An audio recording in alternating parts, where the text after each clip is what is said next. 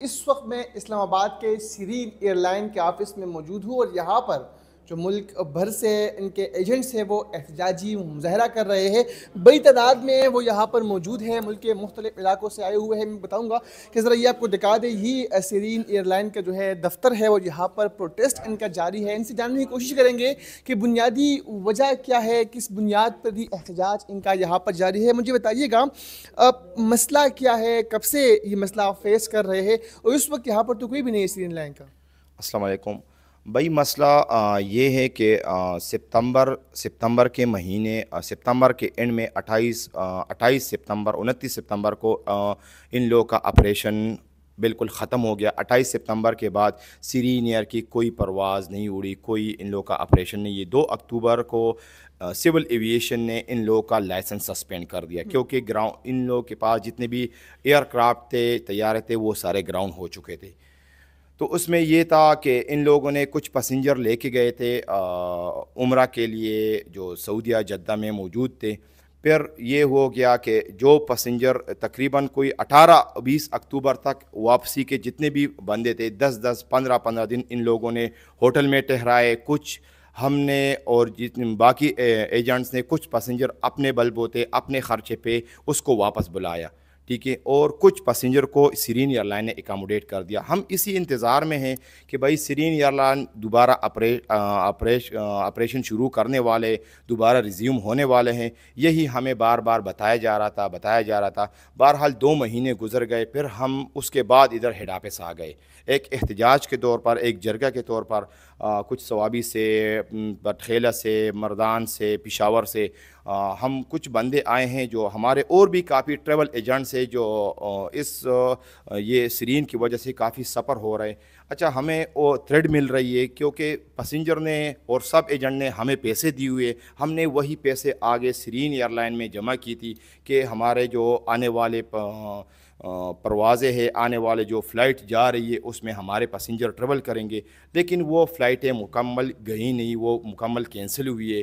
تو سیرین ایئر لائن کا یہ ہوتا ہے کہ جب یہ سارے ایئر لائن کا یہ ہوتا ہے کہ کوئی فلائٹ کینسل ہوتی, آپریٹ نہیں کرتی, تو وہ یہ ہوتا ہے کہ وہ آپ کو ریٹرن آئی ڈی میں ریفنڈ کرتی ہیں. تو اب ہماری آئی ڈی کروڑوں سے بھری ہوئی ہے, کروڑوں پیمنٹ اس میں پڑی ہیں, لیکن ایئر لائن ہمیں وہ پیمنٹ ریورس نہیں کر رہی. ہم اتنے کوآپریٹ کر رہے تھے, اتنے تک ہم آگے کہ بھئی اگر آپ ہمیں 50%, 60%, 40% کچھ تو ہمیں دے دے تاکہ ہم اپنے معاملات سیٹ کر لیں, ہمارا جو ڈیلی کا روٹین ہے وہ ڈسٹرب نہ ہو. پیسنجر ہمارے گھروں تک, ہمارے آفس تک آ رہے, ہمارے روٹین کے ورک جیسا, ہم اس کو ای میل کر رہے ہیں, ای میل پہ کوئی رسپانس کر رہے, کچھ بھی نہیں کر رہے. آج جو آئے ہیں یہ آپ دیکھ رہے ہیں, اس ٹائم کوئی 8 بجنے والے ہیں. یہ ان لوگوں کا مین ہیڈ آفس ہے. ادھر چیئرمین صاحب بیٹھتے ہیں, جو صفدر صاحب ہیں اور سلیمان گل صاحب ہیں جو شیئر ہولڈر ہے 51%, وہ دونوں یہاں بیٹھتے ہیں. آج ہماری ان سے بھی, چیئرمین صاحب سے بھی بات ہوئی, تو ان نے کلیئر کٹ جواب دیا کہ بھئی دسمبر تک اگر ویٹ کر سکتے تو کر لے, اگر نہیں کر سکتے تو آپ کے پاس قانونی راستہ ہے, آپ قانونی راستہ اختیار کر لے. یہ ابھی تک ہم بیٹھے ہوئے, کوئی ان لوگوں کا کوئی بھی کچھ بھی نہیں ہے. کروڑوں کے ہمارے یہ مقروض ہے, کروڑوں کے پیمنٹ ان لوگوں نے ہمیں دینے ہیں. بجائے یہ کہ ہمیں کوئی حال پوچھ لیتے, کوئی ہم سے بات چیت کر لے, کچھ بھی نہیں, بس نکل گئے. اور ہم ادھر یہ اللہ کے آسرے یہاں پہ بیٹھے ہوئے. آپ دیکھیں ناظرین کے احتجاج ہے ان کا, اور یہاں پر یہ بیٹھے ہوئے ہیں, لیکن انتظامیہ کی طرف سے کوئی بھی یہاں پر موجود نہیں. ان کی فریاد آپ نے سنی, ان کی گفتگو آپ نے سنی. ان کا یہی کہنا ہے کہ ان کے جو پیسے ہیں وہ ان کو کسی بھی طریقے سے ریٹرن کروا دیجیے تاکہ جو پیسنجر ان کو تھریٹس کر رہے ہیں ان کو بھی جواب دے سکے. دا پیمنٹ ڈیٹیل حوالے سرا زمنگ سیرین ایئر لائن سرا په کروڑو روپۍ دی ټیم کې پساو دی بندي دي, او چونکې دا زمنګ د ټریول ایجنټ او زمنګ د کم ټریول برادری دا د هغې یو قسم له سیزن دی, د عمرې هم سیزن دی. نو دې کې دای چې په جون جولای اګست کې که موږ نقصانونه هم کړي وي هغه خدای پاک په دې کې موږ ته پوره کړي. بهرحال داسې ده, په د سپتمبر نه د سیرین ایئر لاین مکمل اپریشن په اینډ آف سپتمبر کې هغه بند شوی دی, چې سپتمبر نه مکمل د دې اپریشن بند شو په هغې کې موږ ته د ایرلاین طرف نه بار بار به دا خبره کېده چې موږ په اکتوبر سټارټ کې راځو، په میډ کې راځو، په اینډ کې راځو، بیا نومبر شو، سټارټ شو، میډ شو، دا د اوس تقریبا نن 18 نومبر دی. فائنل په نتیجه موږ دا ورسېدو. 2 میاشتې موږ د ایرلاین ته انتظار وکړو. تقریبا د 3 میاشتې مخکې موږ دا پیمنټونه ایرلاین ته ورکړي دي. هغه پیمنټونه، هغه فلایټونه د سره تللی نه دي، هغه فلایټونه کینسل شوي دي. هغه کینسل شوي فلایټونه د هغې هغه اماونټ کم چې روپۍ وې هغه زموږ په آیډیانو کې ریفنډ شوي دي. اوس دې دوران کې زموږ په آیډیانو کې هغه پیسې چې د هغه د انسو په شکل کې موجود دي. زموږ ریکویسټ دا دی ایرلاین ته، اعلی حکام ته، سیول ایویشن ته چې زموږ د دې خبرې نوټس واخلي، زموږ دا خبره دې باندې ایکشن واخلي، ځکه چې دا پیمنټ موږ ته دی نه ریورس کوي. ایرلاین بار بار په ایمیل په شکل کې تر سی او پورې موږ ایمیل کوو، موږ ته هیڅ قسم ریسپانس نه راځي. نن موږ فزیکلی وزټ وکړو، سی سی او صاحب سره ملاو شو چې دی چیف اف کمرشل آفیسر دی علي طاهر صاحب. هغه هم دا خبره وکړه چې زه ستاسو خبره مخکې چې کوم سی او دی او د دی چیرمین دی بورډ اف ډایرکټرز دی هغې ته دا خبره رسوم. بیا پکې هغه بورډ اف ډایرکټر کې یو ممبر د دی صفدر صاحب سره زموږ ملاقات هم شو، خو هغې کلیر کټ موږ ته دا خبره وکړه چې دسمبر پورې یا ویټ وکئ او که ویټ نشئ کولی نو تاسو سره قانوني لاره ده چې تاسو څه کوئ هغه کولی شئ. خو موږ به د دسمبره پورې به هله موږ ویټ کوو چې د یو خبره هم رښتیا شوې وي.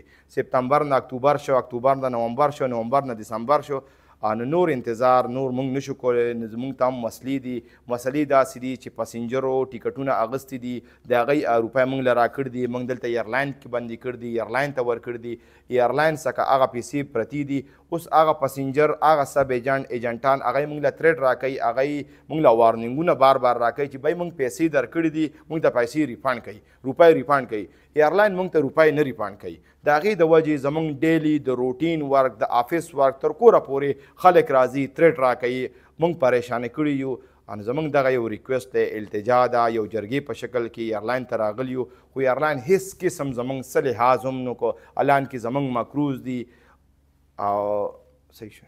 چل دی جی مونږه نن ټوله ورځ دلته تیره کا. مونږ د دنیا خپل کارونه نن پرېښستو، ټوله ورځ مو د سیرین ایرلاین آفیس کې تیره کا، خو مونږه بیخي ته مطمئن نشو.